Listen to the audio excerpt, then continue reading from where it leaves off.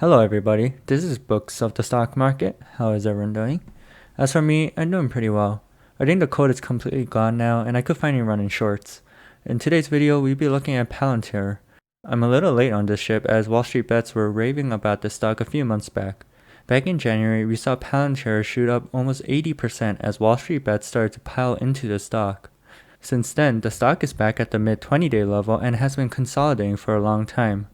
A long consolidation phase usually means a proportionally bigger move towards the upside or the downside. To see which direction the stock is going to pop, I'm going to investigate this stock. In this video, I'll be going over what they do and other aspects that I think are important. Before we get into what they do, let's do a portfolio update for the people who are following my progress. Let's start off with Litecoin. I have a little more than 12 Litecoin with an average cost basis of $158.58. Overall, I'm up 30% in unrealized gains. As mentioned before, Litecoin still has not broken out of its 2017 high while most altcoins already have. The important levels to watch is the $230 level and the $367 level. Those two levels are the body and the wicks of the all-time highs candle. The only good thing about Litecoin is that it formed a symmetrical triangle. Although symmetrical triangles don't really predict the direction of the breakout, we can predict that it will be to the upside as all cryptocurrencies are in the middle of the bull cycle phase. Furthermore, we have already made 3/4 of the triangle and the breakout may be just around the corner. As for Ethereum, we are up 244%, which is awesome. I bought this a while back with an average cost basis of $609.87, and this is probably my most profitable trade so far. Unlike Litecoin, Ethereum is not lagging and has broken out of its previous 2017 high and is doing some price discovery. Looking at the charts, we kind of see this horizontal level form as an area of support at the 1950 range. It's a very weak level and will probably need more data points to support it. Other than that, the MACD is crossed and we are not overbought, so expect more moves to the upside. Now, let's get into Palantir. But before you do, please remember to like, subscribe, and press the notification bell for me as it really helps the channel. As with all companies, the CEO is one of the most important positions at a company. I mean, look at the case of AMD and Intel. As we all know, AMD has been slowly chipping at Intel and has recently become more profitable than Intel. Of course, there are many different reasons for this, but we all know that the CEO of AMD, Lisa Su, had a big role in all of this. As for Palantir, the CEO of the company is Alex Karp. Alex Karp was born in New York City in 1967. He got his bachelor's degree from Haverford College and then went to law school and then Stanford University. At Stanford, he was classmates with Peter Thiel, who is the co-founder of PayPal. He went to get his PhD at Gulf University in Germany. He studied under Jürgen Habermas, who was a famous philosopher. So education-wise, it does not seem like he's an engineer, but he's still pretty educated. He's also good with money as it looks like his grandfather left him a large inheritance and therefore caused him to become interested in finance from an early age. He eventually set up a London-based investing firm for high net worth individuals called Caedmon Group. Alex Karp eventually launched Palantir in 2003 by taking an engineer from PayPal and other computer science graduates from Stanford. So what does Palantir actually do? Palantir is a software company that deals with data analytics. Palantir is divided into 3 sections: Palantir Gotham, Palantir Foundry, and Palantir Apollo. All 3 projects focus on getting data and analyzing them into simpler terms. Palantir also works in various markets. For instance, they work with major hedge funds, banks, and other financial investment firms as they help analyze market data. For instance, Morgan Stanley is one of their clients from the financial world. They also work in the commercial sector where they analyze commercial data so that companies can better target their audiences. Famous clients include Airbus and Chrysler. But we all know why Palantir has been all the hype. One of Palantir's biggest clients is the US government. It is said that Palantir played a role in assassinating Osama bin Laden. Furthermore, Palantir is also very secretive. Many of its employees have high government security clearances and receive bonuses to stay close to the office. Some of Palantir's products include licensing its technology to law enforcement to help with predictive policing. They also do simpler tasks such as tracking car routes through analyzing people's license plates. Furthermore, they are helping ICE with tracking undocumented immigrants and got a contract that is worth $94 million. Recently, it has been reported that they are working with the CDC to help them prevent the spread of the coronavirus. Anyways, as you can see, one of Palantir's biggest clients is the US government, and having the government as a client is almost always a good thing.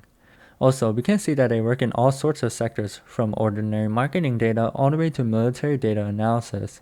This is good as the company is not stuck in one sector but has multiple areas of expertise, which also brings in more clients.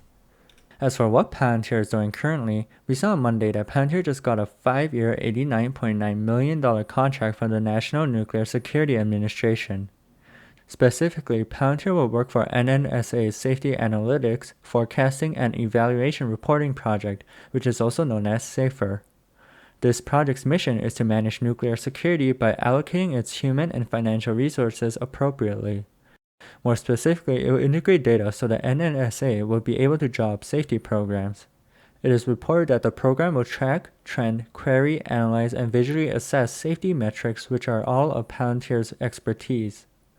Off this news, we saw Palantir spike at open but close up only 1.60%. As for me, this just further shows that Palantir has a great relationship with the US government as they are constantly getting contracts from them. Now, let's look at their 10-K filing that came out at the end of February. A 10-K filing is a company's annual report and it provides a comprehensive overview of the company. It's pretty comprehensive as it contains what projects a company is going through and their financial situation. This is a great starting point when trying to analyze a certain company. Since we already know what they do and the projects they're doing, let's look into their financial statements. In 2020, it was reported that Palantir generated $1.1 billion in revenue, which is a 47% increase from 2019. In 2019, it only produced $742.6 million in revenue. Furthermore, it goes on to say that the average revenue per customer has grown as well. In 2020, the average revenue per customer was at $7.9 million. However, if we narrow the scope to the top 20 customers, it was at around $33.2 million. If we compare those numbers to the numbers of 2019, we saw 2019's average revenue per customer at only $5.6 million. As for the average revenue from the top 20 customers, it was only $24.8 million in 2019. This is pretty bullish considering it was during the coronavirus where many companies were affected by it. This just shows that Palantir is pretty isolated from unexpected events like the pandemic, as they were still getting customers such as the US government who were willing to fork out money even during this time. I believe it is safe to say that Palantir's wide-reaching market share in different industries had a role in this. Now, let's do some technical analysis to predict where Palantir is going. We see that it has been consolidating at the $22 range for a little over a month. Other than that, on the one-day chart, we see some horizontal support at the 22.50 range. This line has been held ever since November of last year, and there were multiple touches on it, meaning it's a pretty good level. We see that we recently broken out of this level, and we're going to retest it to see if it holds as support. If the purple line holds as support, then price will resume upwards. Therefore, we should wait to see if the purple line holds as the price is currently trying to fall to retest this level. Other than that, we kind of see a descending triangle, but I really doubt this is a descending triangle. There are very few touches in the upper line, and this pattern was only formed when Wall Street bets caused Palantir to go flying in January of this year. However, if this truly is a descending triangle, then that would be pretty bearish, as it usually signals that the price is going to break towards the downside. To wrap things up, I think Palantir is a very solid company as it has many clients in multiple sectors, ranging from commercial all the way to military. Furthermore, they seem to be a company that the US really likes working with as they're rewarded many contracts before. Finally, they seem to not really be affected by the unusual extrinsic factors such as the pandemic. Unlike many companies, they did profit during the pandemic and even beat last year's revenues. In terms of price, we saw Palantir consolidate at the $22 range and it has been in this area for a long time. With that, I'm going to end this video. If you liked this video and want to watch more videos like this, press the subscribe button. If you thought this video helped you in any way, like the video as it really supports the channel. If you have any questions, leave a comment below and I'll try my best to answer the questions. Thanks for tuning in, and I'll see everyone on Sunday. Thanks.